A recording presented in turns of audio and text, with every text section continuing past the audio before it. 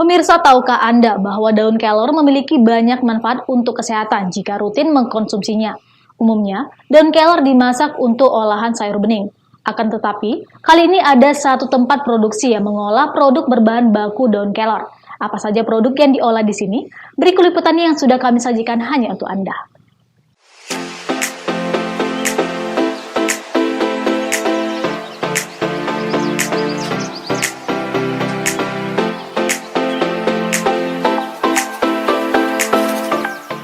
Jika kita mendengar nama daun kelor, pasti yang terbesit di pikiran kita ialah tanaman peluntur jimat atau susu.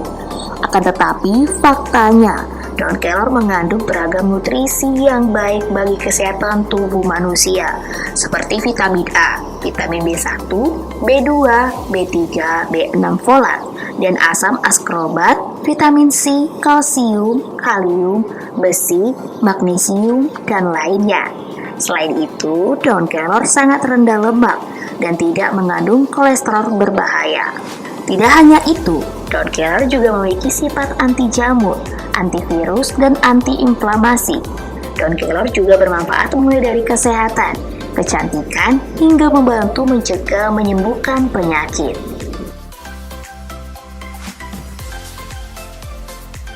Halo, apa kabar pemirsa, bertemu lagi bersama saya Angel Nenggolan di Liputan Akhir Pekan. Pemirsa bisa lihat di sekeliling saya ada apa? Ya betul, ini adalah pohon kelor. Pemirsa harus tahu daun kelor memiliki banyak khasiat untuk kesehatan. Maka dari itu kita akan mengunjungi salah satu rumah produksi obat herbal yang dimana bahan bakunya adalah daun kelor. Pemirsa pasti penasaran kan? Tetap di Liputan Akhir Pekan.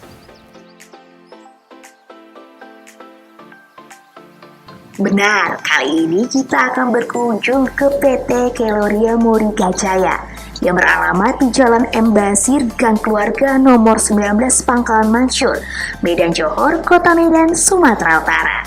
Kita akan bertemu langsung dengan owner PT Keloria Moriga Jaya guna membahas motivasi apa yang membuat owner memilih daun kelor menjadi bahan utama untuk produksi. Keinginan awal ini muncul dari pengalaman pribadi. Di tahun 2013-2014 itu saya menderita kolesterol tinggi sampai 575, dan saya juga menderita penyakit migrain akibat ada kecelakaan lalu lintas yang mengakibatkan masalah dengan otak di kiri sebelah kanan. Juga ada masalah saraf. Nah, jadi pada saat itu saya keluar masuk rumah sakit dan tidak menemukan kesembuhan, bahkan makin parah. Sehingga akhirnya pada di akhir tahun 2014, kakak saya yang seorang dokter menganjurkan saya untuk mengkonsumsi kelor karena dilihatnya kondisi saya tidak membaik. Nah, itulah asal mula saya mengkonsumsi kelor dan akhirnya saya mengalami kesembuhan. Allah memberikan kesembuhan melalui kelor ini.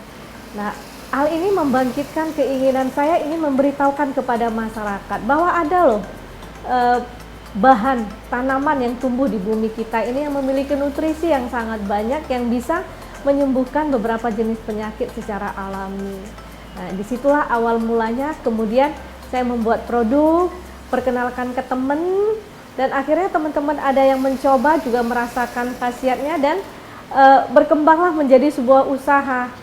Berkeinginan saya memberikan merek. Nah, itu asal mulanya. Jadi dari pengalaman pribadi saya sendiri.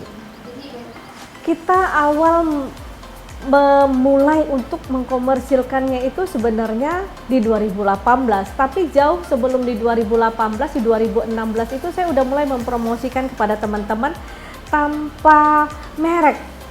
Nah, jadi waktu itu tanpa merek, jadi kita kasih tahu ini loh manfaatnya. Jadi hanya apa yang saya rasakan itu yang saya ceritakan terhadap orang-orang dekat saya.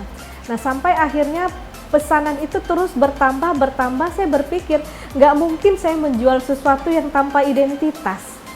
Nah, karena ini ingin juga menjadikan sebuah bisnis, akhirnya di 2018 kita mendaftarkan diri di Dinas Koperasi dan UMKM Sumatera Utara. Di sana kita mendaftarkan diri, memberikan nama dan merek untuk produk kita. Jadi secara resmi itu tepatnya di 18 Agustus 2018. Nah, kelor itu sendiri udah memiliki ribuan jurnal penelitian dalam dan luar negeri. Jadi bahkan WHO sendiri tahun 2014 itu mencanangkan bahwa kelor itu merupakan miracle tree, yaitu pohon ajaib. Merupakan satu-satunya pohon yang ada di muka bumi ini yang memiliki nutrisi yang paling lengkap, yaitu 92 jenis nutrisi. Nah, dengan alasan itulah WHO memberikan julukan pohon ajaib atau miracle tree terhadap pohon kelor ini, yang benar-benar berkhasiat. Nah, akhirnya ya itulah saya konsumsi. Akhirnya saya pun berinovasi, dari jurnal-jurnal itu saya temukan bahwa kelor ini tidak boleh terkena panas. Pada saat dia terkena panas, apalagi sudah di atas 70 derajat, itu rata-rata 65% nutrisinya akan hilang. Nah, jadi dari jurnal itu saya lihat semakin rendah suhu dalam proses pengeringan, nutrisinya itu semakin tinggi atau tidak hilang, tidak rusak. Sehingga akhirnya saya membuat bagaimana ya supaya nutrisinya sama sekali tidak hilang. Kemudian saya secara tidak sengaja pada saat itu meletakkan daun kelor yang udah saya cuci di kulkas. Kemudian saya pergi waktu itu keluar kota lebih kurang 3 hari, pulang saya lihat kulkas, loh daunnya rapuh seperti kerupuk, warnanya tetap hijau. Nah, ini yang membuat saya, wah ternyata dengan suhu dingin ini malah bagus. Nah, akhirnya saya buatlah pada saat itu satu kamar anak saya belum terpakai dan ada AC, saya keringkan di sana. Saya coba dalam skala besar, kering bagus. Nah, akhirnya metode ini saya daftarkan ke Kemenkumham dengan membawa 1 lembar waktu itu hasil cek laboratorium. Nah, proses pengeringan dingin ini saya cek ke laboratorium dengan proses jemur matahari. Saya buat sampelnya. Nah, dari hasil cek laboratorium di laboratorium terakreditasi, ditemukan bahwa tingkat kandungan proteinnya itu 32,1%, sementara yang dijemur itu cuma 26%. Nah, untuk kalsiumnya sendiri 5.200, sementara kalau yang dijemur itu hanya 1.600. Nah, dari tingkat nutrisi yang terjaga baik, tidak hilang selama proses pengeringan ini, saya bicarakan dengan orang Kemenkumham, apakah ini sebuah penciptaan? Mereka katakan iya, ibu ini sebuah penciptaan, ibu urus hakinya. Ini bisa dijadikan sertifikat hak cipta jika itu memang belum ada yang membuat. Nah, kemudian saya ikuti persyaratan untuk mewujudkan sertifikat hak cipta. Alhamdulillah 2 minggu kita proses itu diumumkan ke dunia. Ternyata memang belum ada yang menggunakan metode itu untuk proses produksi. Dalam arti kata untuk skala penjualan ya. Nah, makanya kami ditetapkan waktu itu saya dan suami yang membantu saya itu tercatat sebagai pemegang hak cipta untuk metode pengeringan dingin terhadap daun kelor.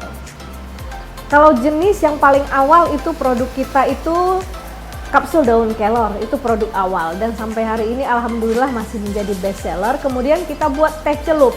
Teh celup kita ada 2 varian, teh celup daun kelor original dan kemudian teh celup kelor jahe. Untuk bahan baku itu kita punya lahan di Tanjung Morawa, di Desa Bandar Labuhan. Di sana ada lahan lebih kurang 1 hektar. Selain itu di belakang rumah kita juga ada kebun percontohan kita yang kita juga bisa berkala bisa panen.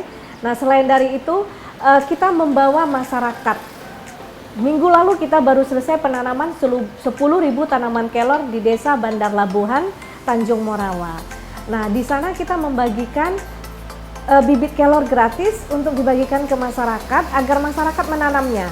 Nah, merawatnya. Kemudian daunnya itu nanti bisa dijual ke kami, ke PT Keloria Moringga Jaya. Untuk pemenuhan pemasokan kami ke Australia. Alhamdulillah kita udah ekspor tepung daun kelor ke Australia sejak awal tahun sampai hari ini. Nah, jadi untuk pemenuhan itu yang setiap bulan bertambah, kita ingin membawa masyarakat. Jadi kita juga punya program peningkatan ekonomi masyarakat dari pekarangan rumah dengan bertanam kelor. Jadi masyarakat itu akan menjual daunnya ke kami dengan otomatis penambahan masukan untuk keluarga itu sendiri. Produk kita itu kisarannya mulai dari 20.000 sampai 180.000 untuk yang udah dikemas dalam bentuk produk. Jadi itu mulai dari cookies sampai nanti ada minyak biji kelor. Nah, kita semua ada. Bahkan bayi dan anak-anak pada masa pertumbuhan dianjurkan oleh Organisasi Kesehatan Dunia atau WHO untuk mengkonsumsi daun kelor. WHO juga menobatkan kelor sebagai pohon ajaib. Setelah melakukan studi dan menemukan bahwa tumbuhan ini berjasa sebagai penambah kesehatan berharga murah selama 40 tahun. Tidak hanya itu, pohon kelor telah digunakan sebagai obat oleh berbagai kelompok etnis asli untuk mencegah atau mengobati lebih dari 300 jenis penyakit. Dari hasil analisis kandungan nutrisi, dapat diketahui bahwa daun kelor memiliki potensi yang sangat baik untuk melengkapi kebutuhan nutrisi dalam tubuh. Dengan mengkonsumsi daun kelor, maka keseimbangan nutrisi dalam tubuh akan terpenuhi, sehingga orang yang mengkonsumsi daun kelor akan terbantu untuk meningkatkan energi dan ketahanan tubuhnya.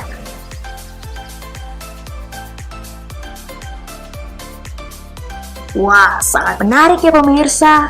Biasanya daun kelor yang kita konsumsi hanya dimasak seperti sayur bening. Tetapi Keloria memproduksi beragam produk yang berbahan baku daun kelor. Di antaranya ada kapsul daun kelor, teh celup daun kelor, cookies yang berbahan baku daun kelor, dan pastinya ada coklat yang berbahan baku daun kelor, dan masih banyak produk lainnya.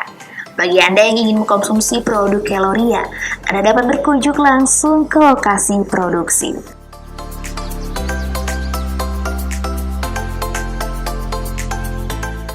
Pemirsa, daun kelor memiliki banyak khasiat untuk kesehatan, seperti yang diproduksi oleh Keloria. Berbagai jenis olahan dari daun kelor ada di sini. Saya Angel Nenggolan, terima kasih dan sampai jumpa. Sangat menarik ya pemirsa, beragam produk olahan daun kelor tersedia di Keloria. Jika ingin merasakan manfaat baik daun kelor bagi tubuh Anda bisa mencobanya. Dan pastinya, produk Keloria dapat dinikmati semua kalangan usia. Pemirsa, tidak terasa kita sudah di penghujung waktu. Jangan lupa, saksikan liputan akhir pekan Sabtu dan Minggu, pukul 12 waktu Indonesia Barat. Tentunya hanya di Evarna TV. Saya Teresa Ginting, sampai jumpa dan selamat berakhir pekan.